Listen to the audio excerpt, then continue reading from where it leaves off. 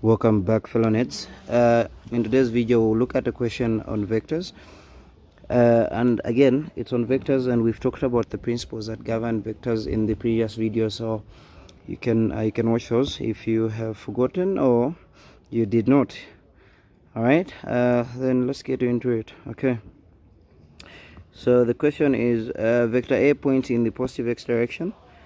All right, so let's draw our y plane or x plane. All right, this is your positive, this is your negative, that is your positive y, your negative y. So vector A points in the positive x direction, which is that is your A, right? That is your A.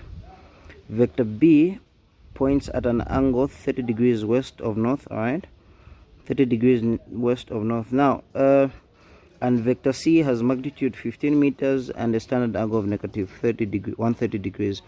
Given that A plus B plus C is equal to 0. Now A plus B plus C means we are adding those vectors, right?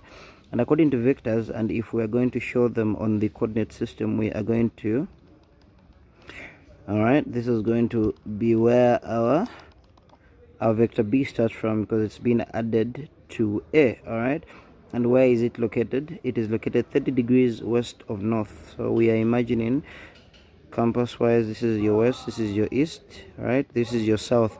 So your angle is located west of north. So your main term is north, and so the west part of it goes this way to make what? 30 degrees, right? So that is going to be your angle B. So your A, your B, right? Then you have your C, which is going to, like we've added, this is the head of the first vector to the tail of the second vector, head to tail. That is how we add these vectors, right? Okay, so at B we are adding vector C, which is 15 meters and a standard angle of 130 degrees. Now a standard angle of negative 130 degrees means you are moving in a clockwise direction, right? Now generally we move angles from in an anti-clockwise direction, given our clock moves this way, right? This is how your clock moves, right? But then if you are, but generally we move in your anti-clockwise, the opposite of the clock. But in a negative aspect angle, you move angles in a clockwise direction, so the angle is starting from this side going the other way around. All right, so from here, if you add in C, the angle negative 130 degrees is coming from down there to make what? To make 130 degrees, right? So this is going to be your angle C.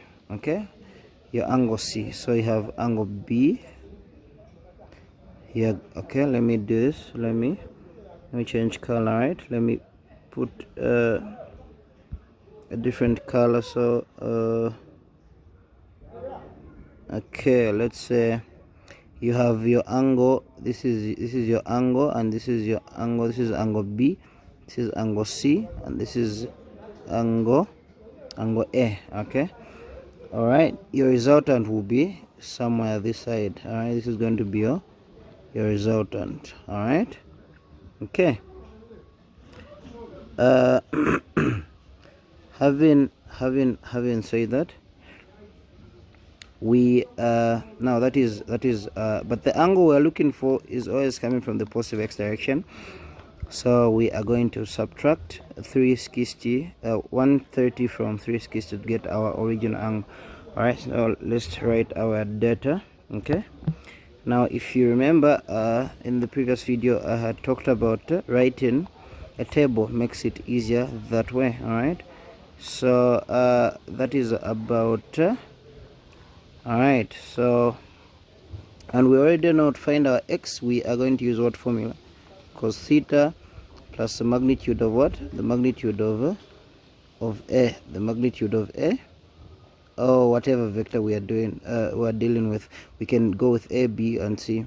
All right, then our y is sine theta multiplied by the magnitude of whatever vector it is. All right, so let's begin then. So for vector A, what do we have, right? What is the data that we have for vector A? We have our magnitude is unknown. All right, our angle is what angle? All right, now our angle is vector A, we said, how do we get these angles? We move the angle from the positive x direction, right, till we find the angle, or till we find the location of where we are going at, right? If we are looking for vector C, we are looking for vector B, we are looking for vector A, we have to move from the positive x-axis to meet that very vector, right?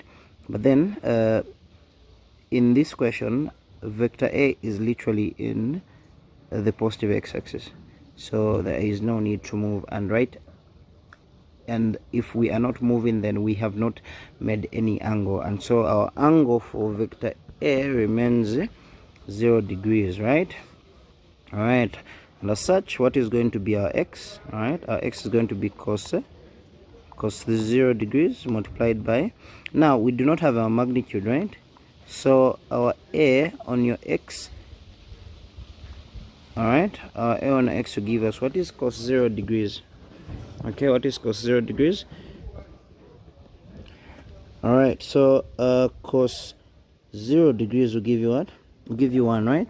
And 1 multiplied by whatever magnitude we have here is just the same magnitude, right? That magnitude will be a magnitude that will be placed on your x. That is why there's a little x placed there. So we'll go on top and say the value here will be that, right? Okay, how about in our y? Our y will be what? Will be y is equal to sine theta, which is sine 0 degrees, multiplied by a value that will denote a y there, right? Okay, and sine 0 degrees gives you what? Gives you 0. So this whole thing gives you 0 on your y. So you replace that with a 0. Okay, we go on B. All right, we go on the next one. So B has what? Has magnitude unknown and an angle 30 degrees west of north, right? But in our previous video we mentioned where we get the accurate angle from. Our real angle is always coming from the what? From the positive x direction, right? And so if you have now, if we just draw a little bit there, we say this is our north, this is our west, this is our east, it's our south. We have 30 degrees located there, right? Okay, so which means we have this whole angle left for it to come from. If we're coming from the positive x, reaching this vector B, we'll have to have covered this whole angle, right? Which this whole angle is amounting to what exactly? This is 90 degrees plus 30 degrees there. So we have what? We have 90 plus 30 degrees, which gives you what? 120 degrees, right? So our angle there is 120 degrees. Now we can get it to find in x is equal to cos, our angle is 120 degrees multiplied by bx, because the value that we find on your cos is going to be one you place on your x. So x is going to be what? Cos 120 degrees gives you what?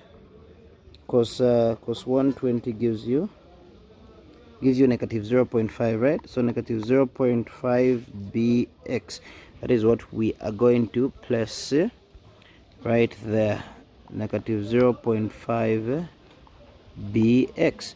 All right, how about on your y? On your y, what are you going to place? So you have your y is going to be sine 120 degrees multiplied by by. All right, so that is going to give you what? Sine sine 120 degrees is going to give you 0.866. Now I said significant figures are important to keep, so we usually stick to 3, right? So you have 0.866 by, right? That is what you are going to place on your y, and that is why you so you're going to place 0.866 by. And on your c, what do you have on your c? Our magnitude is 15 meters, right? Our angle is negative 130. Now we said the angle is a negative, it's moving clockwise direction, right? We generally move in the anti-clockwise direction, and so our angle would probably, okay, let me just rub this. Okay, so our angle, we have that, right? This is your north, this is your your west, and this is your east. This is your positive x direction, this is your positive x, so your angle is moving like that to make 130, which is probably here. So this is 130 degrees. That is why a negative 130 is moving clockwise direction, but the angle we're looking for is coming from the positive. So this is the angle we're looking for, right? This whole thing. And how do we get that? We say 360 minus 130 what? 130 degrees. And what do we get? What do we get when you say 360 minus 130 degrees? We get 230 degrees, right?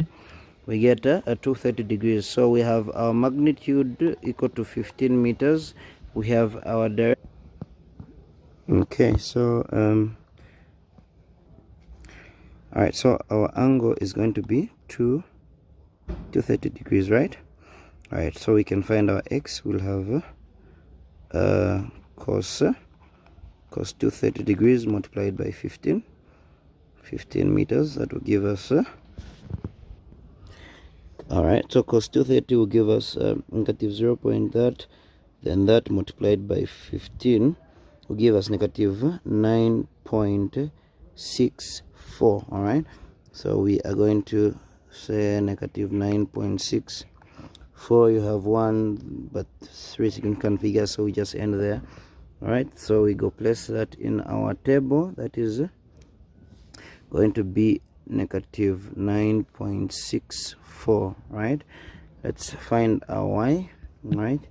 Let's find our y. We have y is equal to sine so that is sine 230 multiplied by 15 meters, okay?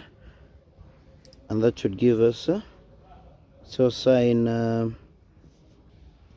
230 will give us negative 0 point something. Then we have multiplied by 15. That gives us negative 11.49. Let's just say negative 11.5, right? So that is going to be our negative 11.5, and that is what we place here, negative 11.5, right? This will be our resultant, which should give us, now in the question they have said, it is written a plus b plus c should give you what? 0, which means the resultant should give you what? Should give you 0. Now how do we find our resultant? Okay, we had said that earlier. X squared plus y squared resultant vector should give you a magnitude. However, in this question our magnitude should be 0. That tells you that any value in the equation, any value replacing x and replacing y, should be a value that gives you 0, because that is the only way you can have a square root of a value that results into 0. You cannot have any other value inside here apart from 0, that when you square, when you put a square root on, will give you any other value except from 0. So you need, so that tells you your x should be a 0, your y should be a 0. And having known that, we are going to assume all the values adding in the x component, all the values adding in the x component should give you what? A 0x value, right? So let's add ax plus, all right, let's add those values. We have ax plus negative 0.5, put them in brackets, bx plus you have a negative 9.64, right? That should give you what? That should give you 0. All right, so now you have ax positive negative, you have negative 0.5, bx positive, you have negative 9.64 is equal to 0, right? Which is going to be ax minus negative, all right, minus 0.5 bx is equal to that. Change sign will give you that. This is going to be your equation 1. All right, then we do that also on the y, because we assured the y should also be a 0. So we have 0 plus 0.8. okay, so let's go with we have on the, so on the y we have, so on the y we have 0, which is denoting the a, right? Plus you have 0.866 by plus you have negative 11.5, that also give you 0, right? So this is just 0.x66. You have by positive negative, that will give you that. Then you have 0.866 by, that will give you 11. All right. Okay, so now we can find by. We can find by by just dividing that. So our by will be 11.5 divided by 0.866. That should give you so our by is going to be 13. So our by is going to be 13.27. That is just 13.3 meters, right? Now our by is just our magnitude for the b, right? Which assumes bx will be equal to by, because both just denote b magnitude, right?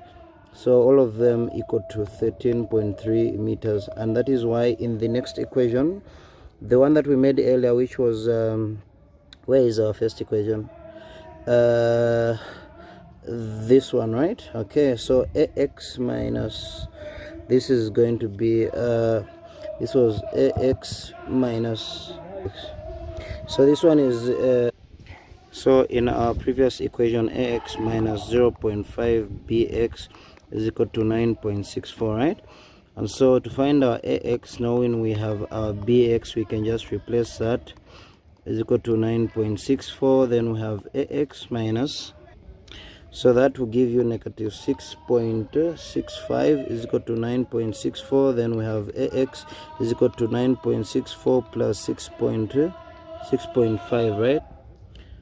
All right, so adding that will give you ax is going to be 16.29, so that's 16.3, right, meters. Okay, and like we said, ax is the same as ay, but in our case ay was 0, so the magnitude, this is the magnitude, so that was the overall y component, but this is our magnitude. So our ax is equal to our ay in magnitude, which just denotes a magnitude is that. So a magnitude will be 16.3 meters, and b magnitude will be 13.3 meters, and c magnitude will be 15 meters as the question stated.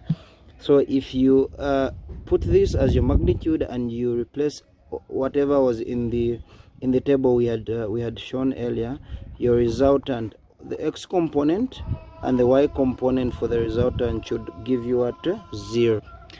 So replacing these magnitudes and replacing them in the table, your resultant x and y, when you come and square them to give you a resultant vector, they should give you at 0, and they will, and that shows that you have gotten the right answer. So this marks the end of the video. I hope you've learned something, and if you have, you can share to whoever that you feel might need it. Thank you so much. We'll meet in the next